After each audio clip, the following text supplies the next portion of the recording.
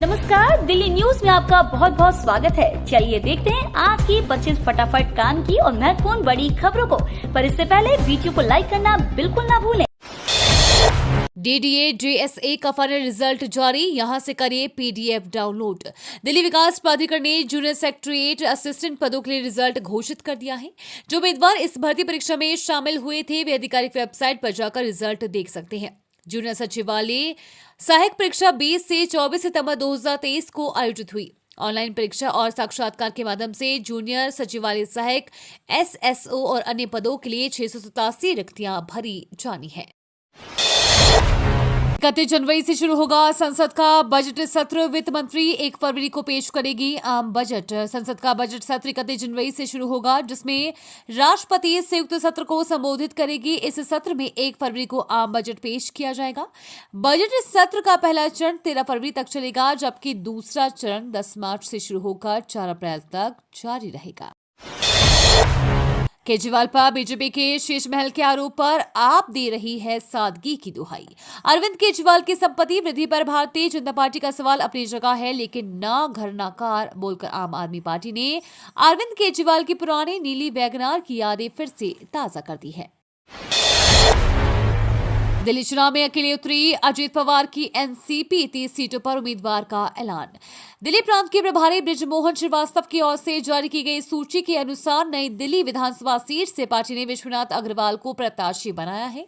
गौरतलब है कि नई दिल्ली विधानसभा क्षेत्र से आम आदमी पार्टी के राष्ट्रीय संयोजक एवं पूर्व मुख्यमंत्री अरविंद केजरीवाल चुनाव लड़ रहे हैं। वहीं भारतीय जनता पार्टी ने यहां से पूर्व सांसद प्रवेश वर्मा को उतारा है।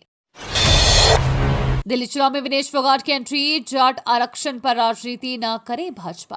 ओलंपियर पहलवान और हरियाणा में कांग्रेस विधायक विनेश फोगाट ने शुक्रवार को दिल्ली विधानसभा चुनाव के सिलसिले में दस्तक दी। उन्होंने प्रदेश कार्यालय में संवाददाता सम्मेलन में भाजपा और आम आदमी पार्टी पर जाट समाज के ओबीसी आरक्षण को लेकर राजनीति करने का आरोप लगाया है। दिल्ली में फिलहाल आयुष्मान भारत योजना नहीं होगी लागू। दिल्ली में फिलहाल आयुष्मान भारत योजना लागू नहीं होगी। सुप्रीम कोर्ट ने शुक्रवार को हाई कोर्ट के उस आदेश पर रोक लगा दी है, जिसमें राजधानी में आयुष्मान भारत स्वास्थ्य योजना को लागू करने के लिए दिल्ली सरकार को केंद्र सरकार के साथ समझौता ज्ञापन पर हस्ताक्षर करने का आदेश दिया गया था। दिल्ली में चिराग पासवान ने देवली सीट से भाजपा नेता को बनाया उम्मीदवार। लोक जनशक्ति पार्टी ने दिल्ली में एनडीए गठबंधन के तहत मिली सीट पर अपने उम्मीदवारों का ऐलान कर दिया है। चिराग पासवान ने इसका ऐलान करते हुए बताया कि देवली सीट से दीपक तंवर वाल्मीकि को उम्मीदवार बनाया गया है। दिलचस्प यह है कि दीपक तंवर भाजपा के नेता है। चिराग पासवान ने उन्हें अपने परिवार से पुराने रिश्ते का हवाला देते हुए टिकट देने का ऐलान किया। दिल्ली में चुनाव के बीच 2 पार्षदों ने छोड़ा आपका साथ, भाजपा का थाम लिया दामन। दिल्ली में विधानसभा चुनाव के बीच आम आदमी पार्टी को बड़ा झटका लगा है। आपके 2 पार्षद रविंद्र सोलंकी और नरेंद्र गिरसा शुक्रवार को भारतीय जनता पार्टी में शामिल हो गए हैं। सोलंकी बपरोला वार्ड से नगर निगम पार्षद है। जरबा गिरसा ने मंगलापुरी से चुनाव में झाड़ू के निशान पर जीत हासिल की थी। दोनों नेताओं के बीच दिल्ली भाजपा अध्यक्ष वीरेंद्र सचदेवा, वेस्ट दिल्ली से सांसद कमलजीत सहरावत मौजूदगी में पार्टी की सदस्यता ली।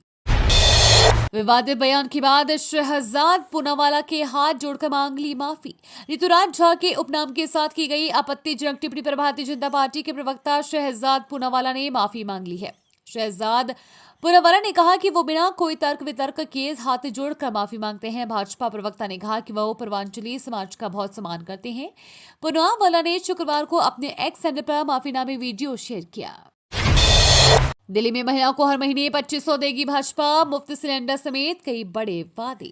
दिल्ली में विधानसभा चुनाव के लिए भारतीय जनता पार्टी ने अपने संकल्प पत्र के पहले चरण का ऐलान कर दिया है। पार्टी ने इसमें दिल्ली वालों से कई बड़े वादे किए हैं और कहा कि अभी और भी ऐलान बाकी है। भाजपा ने कहा कि दिल्ली में सरकार बनने पर महिलाओं को हर महीने 2500 रुपए दिए जाएंगे। भाजपा अध्यक्ष जेपी नड्डा ने संकल्प पत्र जारी करते हुए कहा कि कैबिनेट की पहली बैठक में महिला समृद्धि योजना को पास किया जाएगा। इसके अलावा सस्ते सिलेंडर का दावा और वादा किया गया है।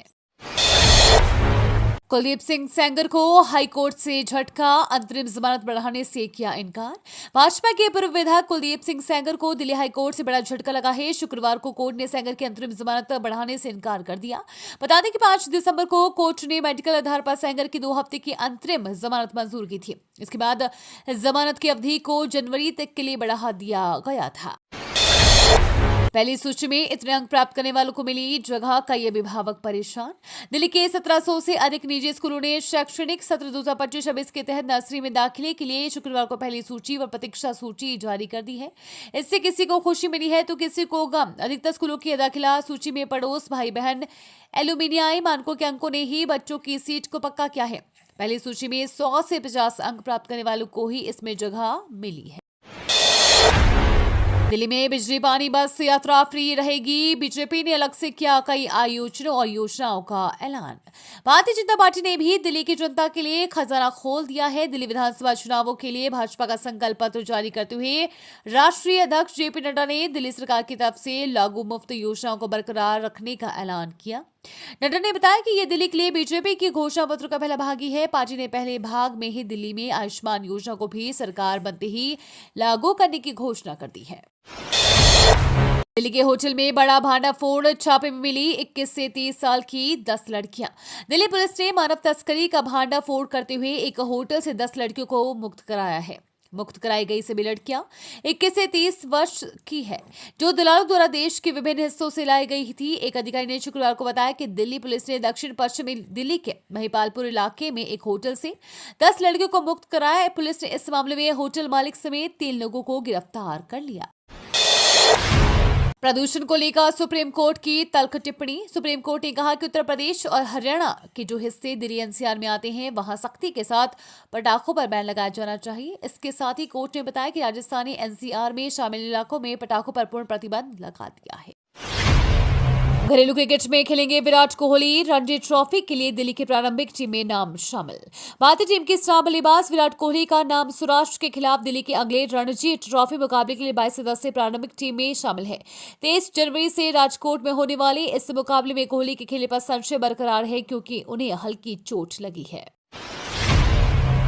कांग्रेस के एक और सीएम पर आफत। करप्शन केस में ईडी ने अटैच की 300 करोड़ की संपत्ति। समोसा कांड की वजह से कांग्रेस सरकार घेरे में थी ही, अब एक और मुख्यमंत्री पर आफत आन पड़ी है। प्रवर्तन निदेशालय यानी ईडी ने prevention of money laundering act के तहत कर्नाटक के मुख्यमंत्री सिद्धारमैया और उनसे जुड़े कई लोगों के खिलाफ बड़ी कार्रवाई की है। ईडी ने करप्शन के आरोप में इन लोगों की 142 अचल संपत्तियों को अस्थायी रूप से अटैच कर लिया है। इन संपत्तियों की कुल कीमत 300 करोड़ रुपए बताई जा रही है। उम्मीदवार बदले जाने पर आप विधायक ने केजरीवाल पर लगाया गंभीर आरोप। आम आदमी पार्टी ने दिल्ली में अपने उम्मीदवारों की लिस्ट में हाल ही में मामूली बदलाव करते हुए 2 सीटों पर अपने प्रत्याशी बदल दिए थे।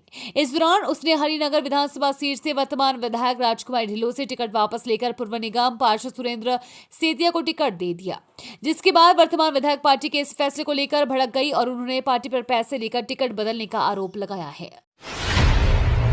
ईडी ने गुरुग्राम की रियल एस्टेट कंपनी की करोड़ों की संपत्ति किया कुर्क। ईडी ने मनी लॉन्ड्रिंग से जुड़े मामले में गुरुग्राम की एक रियल एस्टेट कंपनी पर बड़ी कार्रवाई की। जांच एजेंसी ने कंपनी की करोड़ों रुपए की संपत्ति कुर्क की। कंपनी और उसके प्रमोटरों पर निवेशकों से धोखाधड़ी करने का आरोप। ईडी ने शुक्रवार को जारी बयान में कहा कि उसने मनी लॉन्ड्रिंग जांच के तहत गुरुग्राम स्थित रियल एस्टेट समूह वाटिका लिमिटेड के 68 करोड़ रुपए की अधिक की संपत्ति कुर्क की है। अरविंद केजरीवाल की सीट पर आप कार्यकर्ताओं ने कांग्रेस के नेता से मिलाया हाथ। दिल्ली विधानसभा चुनाव के बीच नई दिल्ली विधानसभा क्षेत्र से एक वीडियो सामने आया है, जिसमें आम आदमी पार्टी के कार्यकर्ता कांग्रेस उम्मीदवार संदीप दीक्षित को हाथ मिलाते और उन्हें बधाई देते नजर आ रहे हैं, जिससे आम आदमी पार्टी को भीतरी घात का डर सता रहा है। ये वीडियो चुनाव प्रचार के दौरान का बताया जा रहा है। इस वीडियो में आम आदमी पार्टी के कुछ कार्यकर्ता संदीप दीक्षित से हाथ मिलाते हैं और कहते हैं आपको बधाई। बसपा ने शुक्रवार को 70 सीटों में से 69 पर प्रत्याशियों की कर दी घोषणा। मायावती की बहुजन समाज पार्टी ने शुक्रवार को दिल्ली विधानसभा चुनाव के लिए 70 में से 69 सीटों पर अपने प्रत्याशियों की घोषणा कर दी है। पार्टी ने जारी सूची में गोपाल राय की बाबरपुर विधानसभा क्षेत्र से कोई उम्मीदवार नहीं उतारा है। बसपा ने महत्वपूर्ण नई दिल्ली सीट से वीरेंद्र कालाकाजी से पीतम, जंगपुरा से रविंद्र कुमार और करोलबाग सीट से रंजीत कुमार गंगवाल को चुनावी मैदान में उतारा है। दिल्ली एनसीआर में फिर बारिश की चेतावनी। घने कोहरे के साथ cold day alert. Delhi NCR में ठंड से राहत मिलती नजर नहीं आ रही है। घने कोहरे का सिलसिला भी लगातार जारी है, जिससे लोगों को काफी परेशानी हो रही है। आने वाले दिनों में भी लोगों को ठंड से राहत नहीं मिलने वाली। मौसम विभाग ने तापमान में गिरावट के साथ साथ अगले कुछ दिनों में घने कोहरे को लेकर बारिश की चेतावनी जारी की है। इसके लिए मौसम दिल्ली एनसीआर में येलो अलर्ट भी जारी किया है।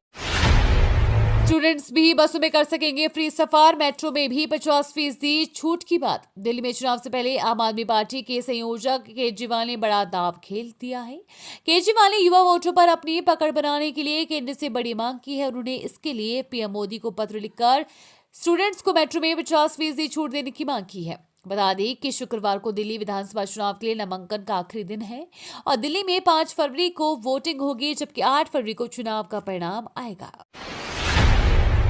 दिल्ली बीजेपी ने वरिष्ठ नागरिकों को 3,000 पेंशन देने का किया वादा। दिल्ली विधानसभा चुनाव को लेकर भाजपा ने अपने मैनिफेस्टो जारी कर दी है, जिसमें 60 से 70 साल के लोगों की पेंशन में 500 रुपए की बढ़ोतरी की जाएगी और 70 साल से अधिक उम्र के लोगों और अन्य श्रेणी के लोगों को 2,500 के बजाय 3,000 रुपए पेंशन दी जाएगी।